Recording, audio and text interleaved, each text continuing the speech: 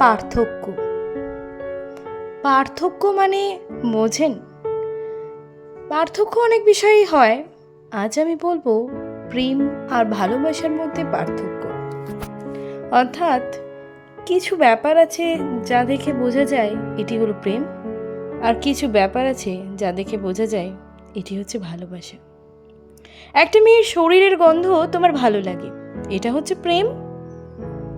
কিন্তু আরেকটা মেয়ে আছে যাকে তুমি অনুভব করো, তাকে ভালো লাগার জন্য তার উপস্থিতি কিংবা তার শরীরের গন্ধ এসব কিছুই লাগে না, এটা হচ্ছে ভালোবাসা।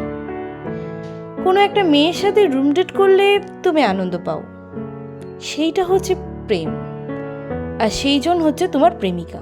আর আরেকটা মেয়ে আছে যার কথা ভাবলেই তুমি আনন্দ পাও, তার সঙ্গে রুম ডেট করার দরকার পড়ে না, কারণ সে তো তোমার মনেই আছে। সেই জন হচ্ছে তোমার ভালোবাসার মানুষ। তোমার বন্ধু মহলে কোনো একটা মেয়ে আছে যার সাথে তুমি গা ঘেঁষে বসার জন্য অস্থির হয়ে থাকো, এই মেয়েটা হচ্ছে তোমার কামনার বস্তু, ভালোবাসা ঠিক নয়। একইভাবে তোমার মস্তিষ্কের অন্দরমহলে একটি মেয়ে আছে যার সাথে তুমি গা ঘেঁষে বসার জন্য অস্থির হওই না, কিন্তু তার অনুপস্থিতির জন্য তুমি ভীষণভাবে অস্থির হও। তার একটা ছোট্ট মেসেজ, তার সামান্য একটু ফোন কল, তার সাথে সামান্য একটু কথা বলার জন্য তোমার মনটা ছটপট করতে থাকে।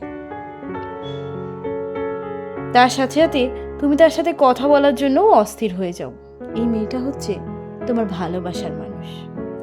একটা মেয়ের নুড পিকচার দেখার জন্য তুমি অপেক্ষা করো, আবার আরেকটি মেয়ে আছে যার নুড পিকচার তোমার মাথাতেও আসে না, চাইলেও তুমি আনতেই পারো না।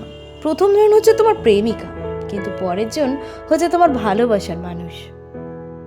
একটা মেয়ের সাথে ঘন্টার পর ঘন্টা ফোনে মজা নেওয়ার পরেও তুমি ওই মেয়েটার কথা চিন্তাও করো না। সব কিছু কিন্তু ওই ফোনের মজা পর্যন্তই, কিন্তু এমন একজন মানুষের অস্তিত্ব তোমার জীবনে আছে যার সাথে ফোনে কথা না বলেও তুমি সবসময়ই তার কথা ভাবো, তুমি তার কথা চিন্তা করতে থাকো, কারণ প্রথম জন ছিল তোমার টাইম পাসের মানুষ, আর পরের জন হচ্ছে তোমার ভালোবাসার মানুষ।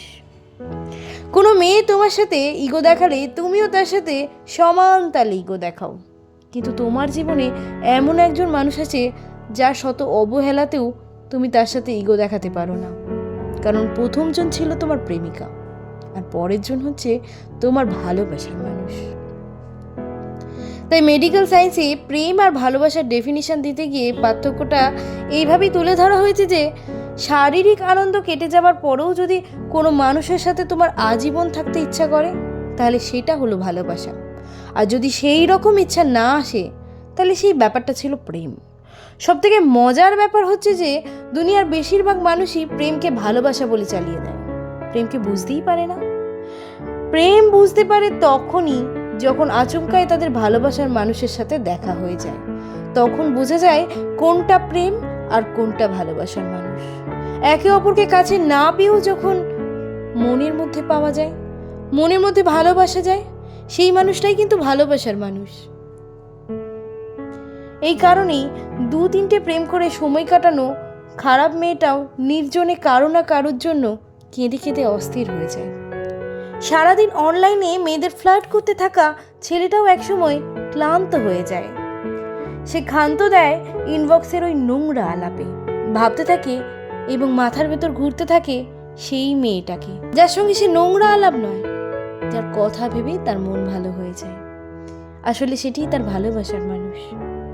আসলে ফ্যাক্ট এটাই যে শরীরের আকর্ষণ অনেকের প্রতিই থাকে, থাকতেই পারে, কিন্তু মনের টানটা একজনের প্রতি, আর সেই একজনই হচ্ছে ভালোবাসার মানুষ, আর বাকিরা হচ্ছে প্রেমিকা বা প্রেমিক।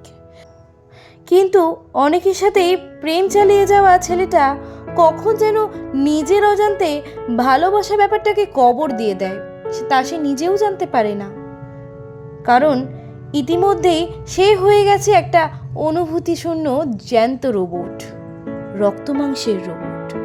বিধাতা এদের কপাল থেকে ঘষে ঘষে যে 4 অক্ষরের ভালোবাসা শব্দটা তুলে নেন, সেই জায়গায় লিখে দেন 2 অক্ষরের প্রেম। এই কারণেই যার প্রেম হয় তার শুধু প্রেমই হয়, একটার পর একটা প্রেম চলতেই থাকে। ভালোবাসা পাওয়ার হয় না, ভালোবাসাটা শুধু মনের মধ্যেই থাকে। প্রেমটা হচ্ছে ড্রাগের মতো, আর ভালোবাসাটা হলো অমৃতের মতো। তাই তুমিই বলো, তুমি ভালোবাসায় বাঁচতে চাও নাকি প্রেমে পড়তে চাও? তাই তুমি ভালোবাসায় বাঁচো, প্রেমে নয়।